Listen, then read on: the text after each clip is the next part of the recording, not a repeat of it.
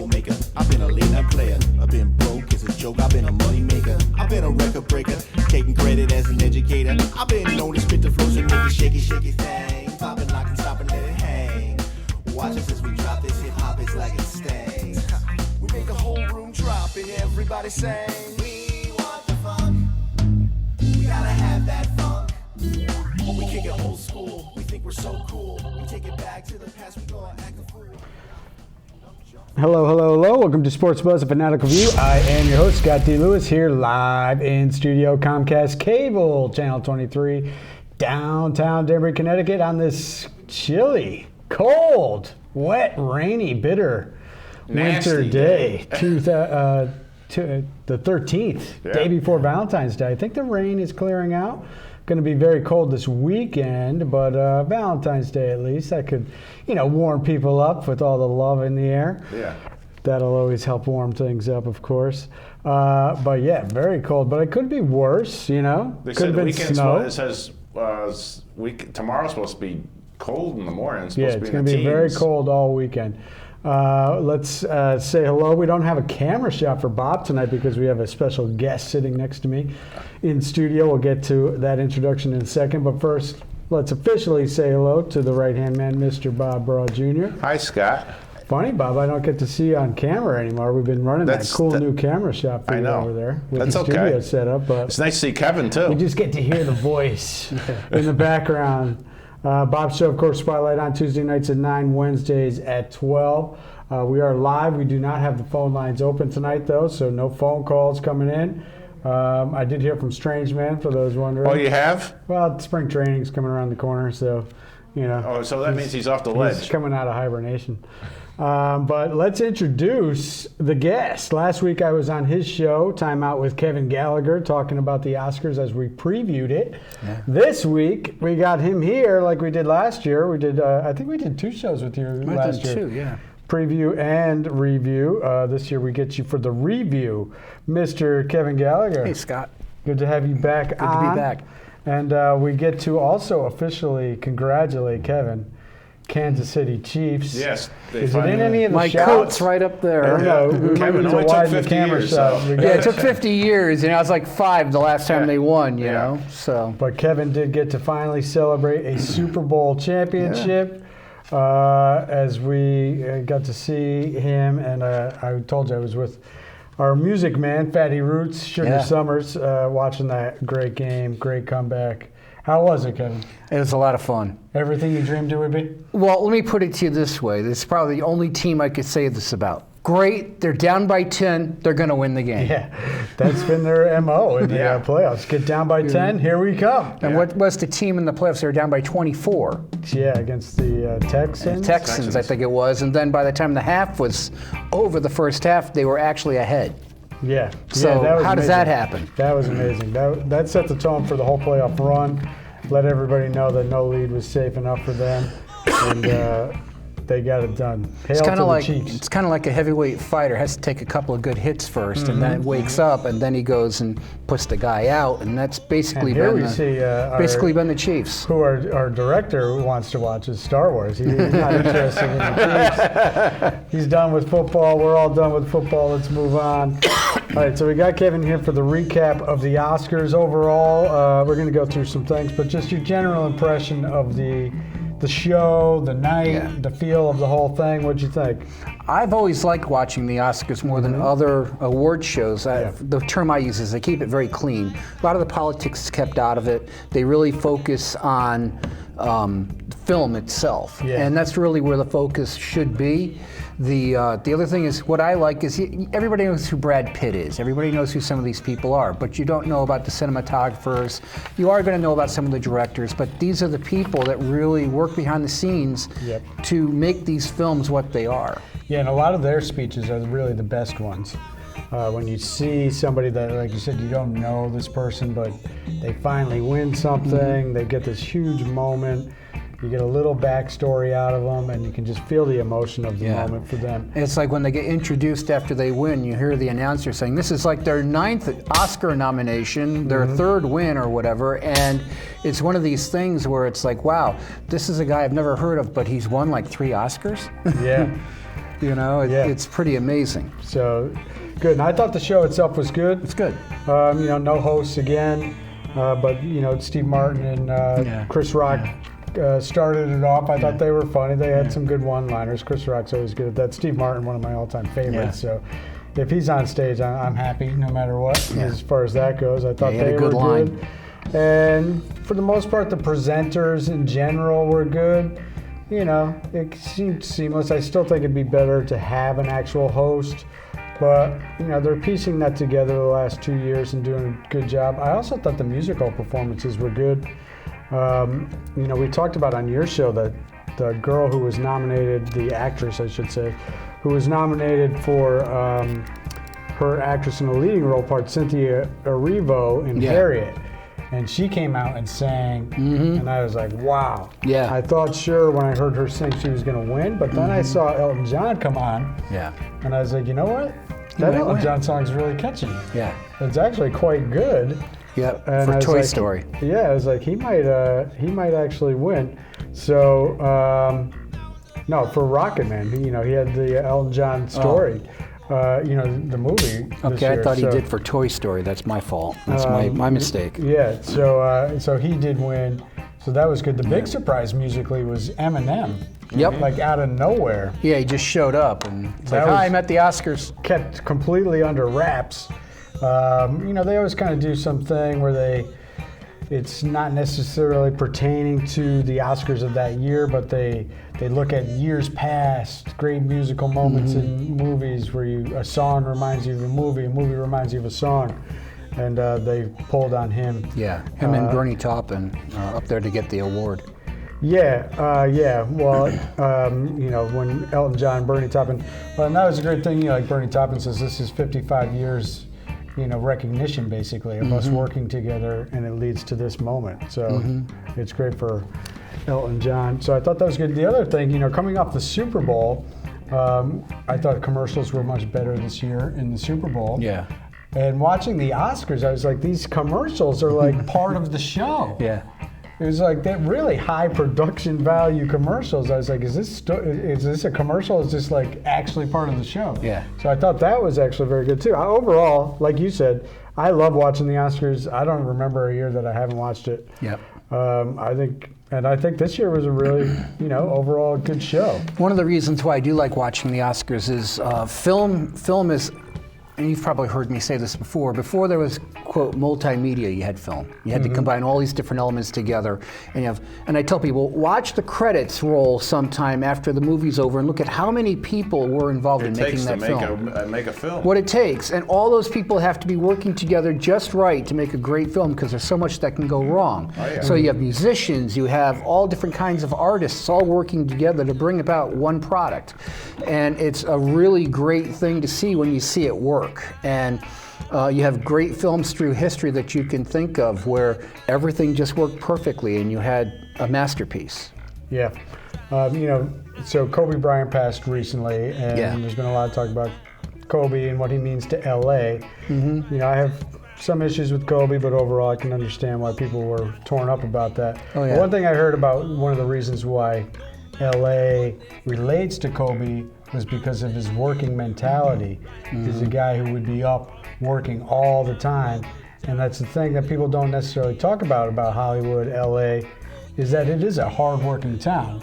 To what you're saying, as far as how many people it takes to make a movie, how many people are constantly hustling, late night calls for work, up early for work, you know, super long days, trying to get auditions, trying to get this, trying to get in on a shoot, something. Yeah. I just interviewed the actor Kevin Sorbo, who played Hercules, and he talked about the 18-hour days when they were shooting. Yeah. And it's just, you know, incredible. Yeah, I mean, I've had experience on, you know, the two big movies I had experience on as a background performer was Remember the Titans and Road Trip, who, oddly enough, Todd Phillips was nominated this year, and his first film was Road Trip. But those days are long. Like, you know, definitely 18 hours is not something that is uncommon on a film set. Yep. And you're there and you have to be ready the whole time and just, you know, on call. So But yeah, so overall I think it was interesting. So the big shock, I guess, was that Parasite did actually win. Yeah. I had a gut feeling like a couple days before that. I was looking at it and just saying, you know what? I think Parasite's going to win this thing. Yeah, I guess I didn't think, that they would actually do it. As the night was unfolding, I was starting to think, they might actually get this. He goes from, best screenplay. I was like, oh, yeah, here we go. Then he gets international feature film, which that wasn't a surprise. And then he gets directing. And you're like, wow. How many times, percentage-wise, do you see the best director wind up having his or her film win, right? I've got it right here. We'll call it the Strange Man Star of the Week. Is it? 66 of 92. 66 of 92, okay. Of 92 Best Pictures, 66 have also been Best Director. Wow. So it is a big. It's a big tell. Big tell. That tells you, hey, there's a good chance that this film that he directed is going to win Best Picture. Yeah, Bong Joon-ho, and he was tremendous. Yeah, really charismatic guy. Didn't bother me that much that he had to have a translator up there. That was interesting, I guess. But he was really good, and he said that line twice because he didn't think he was coming back. Yeah. He's like, now I'm ready to drink. I'm ready to drink. I'll drink until the morning. And they were obviously exuberant. And I think, Parasite winning, it's been maybe since like Get Out 2 years ago, kind of set the tone for this to happen now. Right. Get Out was a different kind of movie, something unique, original, a new take on horror or suspense. And people loved that movie and felt like it should have won. They really wish that it had won. Then last year it was Roma, an international film, really getting put out there and getting serious consideration. It certainly had a great chance to win an international film. So those two things combined really set the table, I think, for Parasite winning. What I'm waiting to see win is a Best Picture that is an animated film, because they're taking leaps and bounds in the quality, and a superhero film.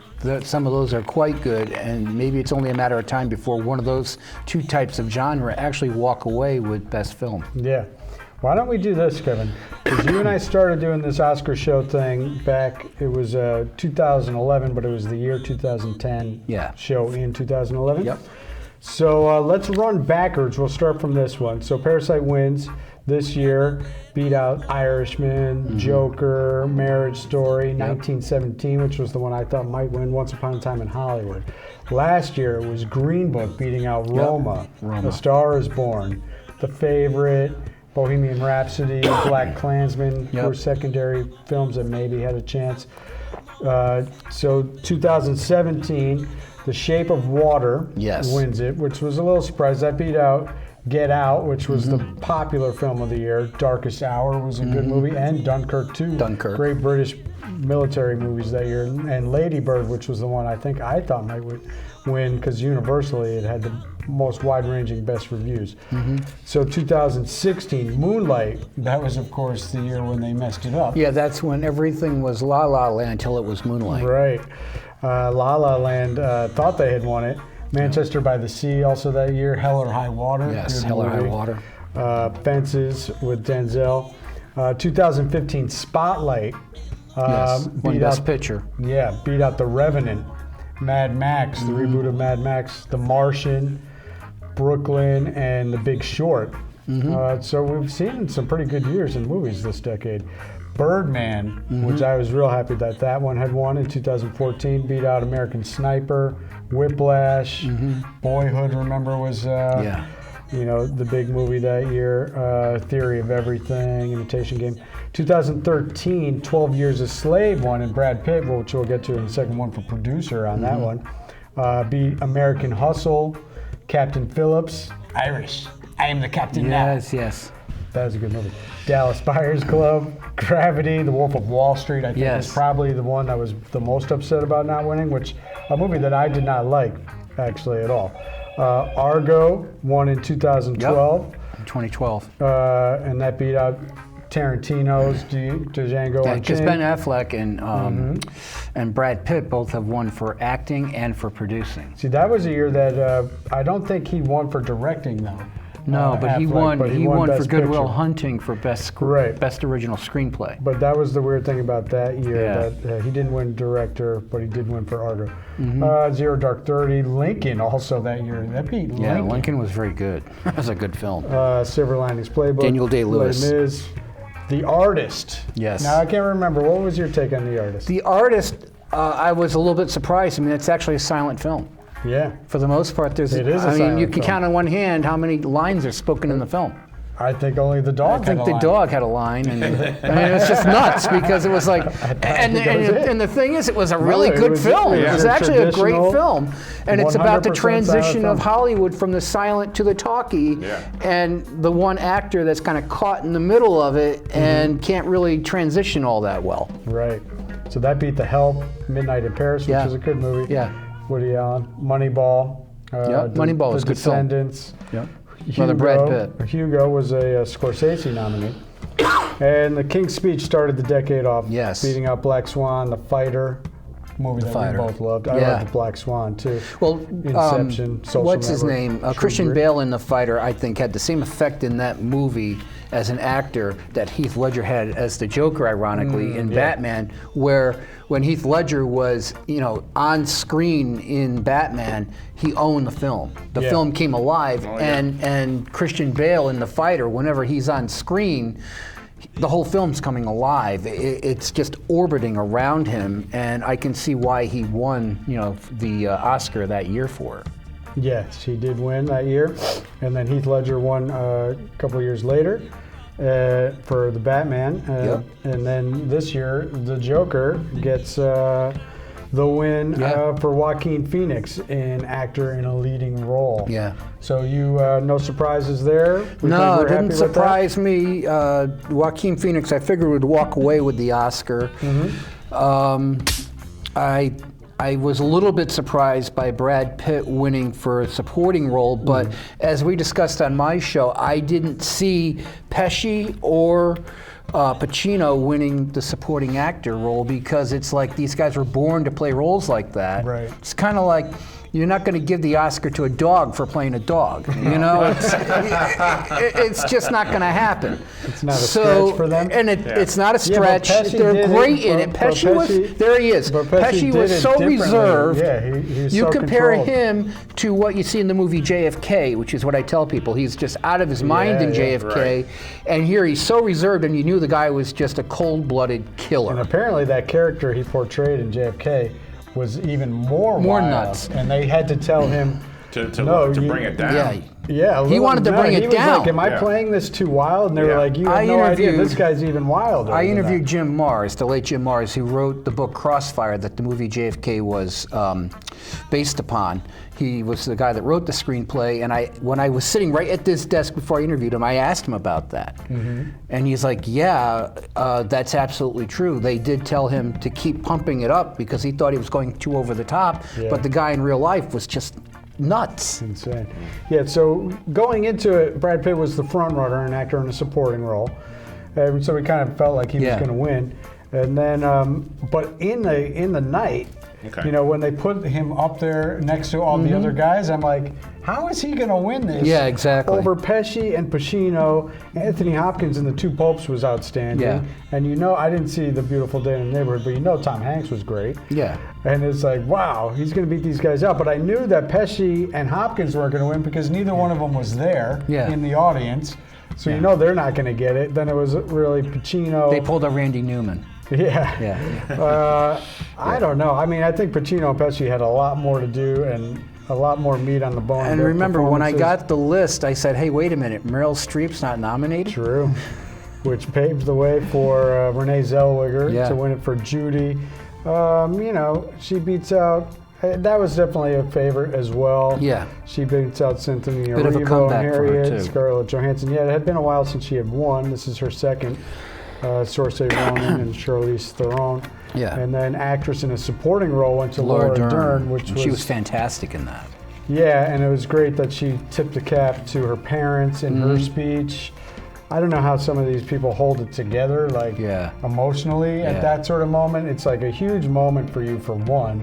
You've got this iconic parents, mother and father. Oh yeah. And you get to acknowledge them at the end of your speech, and you somehow like don't just start bawling. I don't know. It's not every day you win the Oscar. But she did a great job holding it together. What did we think of Joaquin Phoenix's speech? Let me know when 5 comes. I still am trying to figure that out. He is a humanitarian. You know, this is a sports show usually, so we can talk gambling. The odds on him going in, would Joaquin Phoenix do a normal, I'm happy to be here, congratulations, thanks to everybody speech, or would he go deep? The odds probably were on him going deep. Yeah. And he certainly did. He got a little crazy. Renee Zellweger got a little deep as well. Yeah, she did. Her first half of her speech was very, good, appreciative, thanking people, and then she got into this whole hero thing, which she was trying to, parlay into Judy, the character there. I don't know. She got a little bit out there as well. Brad Pitt, I thought was good. I thought he did have the one line, the political line at the beginning, but it was just a quick one-liner. Yeah. Acknowledged the times and what's going on in the world these days and what had just taken place in D.C. that week, and I thought that was a quick, good one-liner, and I thought his speech overall was good. But what did we think? All right, so here we go. Irishman gets blanked. Gets blanked, and I had commented on my show, and we talked about this before we started on the air, is that I felt that there would be maybe a run of a film. Maybe there would be, but I didn't think it would be in the negative sense. The Irishman didn't get anything that it was nominated for, and it was up for what, nine Oscars or something, and it just blanked. 10 nominations, 10. 0 wins. Zero wins. So Parasite gets 4. Got 4. We already mentioned. But they're all major awards too. You got the 4 biggest awards. Once Upon a Time in America got 2, actor in the supporting and production design. Joker got 2, actor and original score. It did get that original got the original score. Which we were talking about Cinematography before. went to 1917. 1917 got 3, sound mixing, visual effects, cinematography. Marriage Story only got 1, but actress in the supporting. Yeah. Little Women got 1, costume design. Ford vs. Ferrari got 2, film editing and sound editing. Jojo Rabbit got 1 for adapted screenplay, which I thought that was a big win for them to get adapted screenplay. And then even Judy, Bombshell, and Rocket Man all got 1. Yeah. And meanwhile, Irishman, Martin Scorsese gets to sit there and have everybody acknowledge him that goes up and look his way. It's like, hey, Martin, don't worry about it, Marty. You're not going to win nothing tonight, but you're great. And meanwhile, he gets nothing. Nothing. Let's, so what did you think? I mean, I thought they couldn't get anything. Not even some of the technical things with all the stuff he did? Martin Scorsese. I will tell you, if they had an Academy Award for pacing in a film, Irishman would win it. Yeah. For a 3.5-hour film, so I think it just flew by. I think that they were the initial word on the street, if you will, about The Irishman was that, wow, it's really long. It's very long. And I think that took a lot of people out of even watching it. Yeah. Like, I still know a lot of people who haven't watched it. They're like, it's pretty long. When am I going to find time to watch that? So I think that hurt their chances, and I think that maybe that's one of the reasons why. But if you do get a chance to see it, watch it for the performances of Joe Pesci, for Al Pacino, and for Robert De Niro. He has had 9 nominations, second most of all time. William Wyler has 12. He did Ben-Hur. Ben-Hur. William Wyler, among other things, obviously. He has the most among living people, Martin Scorsese nominations in the directing. So he won in 2007 for The Departed. Yeah. He was nominated for Raging Bull, The Last Temptation of Christ, Goodfellas, The Age of Innocence, Gangs of New York, The Aviator, Hugo, and Wolf of Wall Street. Hugo is a great little film. I saw his first film ever this past year, actually, Who's That Knocking at My Door? It was really good, kind of like an art house movie. And then in 1973, he did Mean Streets. Have you ever seen Mean Streets? No, I haven't. I really should. You should, just to see. It's interesting to watch these movies, to be like, to look back at it. There's Harvey Keitel was his guy early. He was in Who's Knocking at the Door and Mean Streets. Another great actor. was in Mean Streets. Yeah. I didn't think Mean Streets was really that good, honestly. Probably will get shot for saying that. Alice Doesn't Live Here Anymore, Taxi Driver, New York, New York, King of Comedy, Color of Money, Last Temptation of Christ, Goodfellas, Cape Fear, Casino, Shutter Island. I didn't realize he did Shutter He did Island. all. Yeah, it's amazing. So a great career, obviously. I think sometimes he gets a little formulaic. I was happy that I enjoyed The Irishman because I didn't like Wolf of Wall Street. I thought it was formulaic. It was like a reboot of Goodfellas. He just changed it from Mafia to Wall Street. So, you know, and then for Tarantino, you know, he is not one director yet. 9 nominations for him. He's gotten screenplay awards. 2 picture, 3 director, 4 screenplay. He won Pulp Fiction and Django. But what do we think about Tarantino and the direction he's going? You know, he started with the script. He's by selling the script for True Romance. Yes. So that's where we first. I know he was see him. rewriting the dialogue for the Star Wars films Right. because George Lucas will tell you, I don't write good dialogue. Yeah. He'd hand that script off to Tarantino and say, please rework the dialogue. He's a master at it, and if you have any doubt, just watch the first 10, 15 minutes of a film of his called Reservoir Dogs where they talk about tipping. It'll flip you out because the dialogue is that good. Yeah, and I think, but back to like Reservoir Dogs, Pulp Fiction, Jackie Brown, those movies are less, you know, cartoonish. Yeah. Kill Bill, I thought was tremendous. Yeah. But after that, I mean, he's starting to get just all his movies have this cartoon element to them. Well, there's and like the gratuitous is violence like- in it too. The violence is stupid because it's unrealistic and it's like blood shooting like a mile away. Well, you And take it's the like, film why are that you doing that? you take Once Upon a Time in Hollywood. That film is fantastic until you get to the ending, end of which the I film with the whole thing. You know, because if you don't know, Sharon Tate was murdered in you know, what was it, 1968? I forget the year. Yeah, but 69. around there, Yeah, around 69. there, You know, 66, 68. yeah, the We're inside Manson 2 minutes, family, okay. and so what happened? 1 We got minute. about a minute, so- So what happens 1 is minute, guys. He changes the it history. changes the history Yeah. and everything, and it's just You know the how Hollywood violence is, they and everything always went on have at to that change. point in the film. It wasn't even necessary. Yeah, it wasn't. I just thought it was It's like, oh, it's distasteful. Tarantino. Here we go again. And you I'm know. surprised, especially in this day and age when everybody's offended by everything. I'm surprised that nobody was offended by the fact that he wrote the history and kind of turned it into a mockery, the Sharon Tate murder. Yeah. I mean, I was put off by that completely. But overall, that's it. So that's the decade in film. That's this year in film. Parasite is the big winner. I guess, you know, that means what can happen next? Yeah. You know, the doors knows? are open. Doors for are wide anybody. open.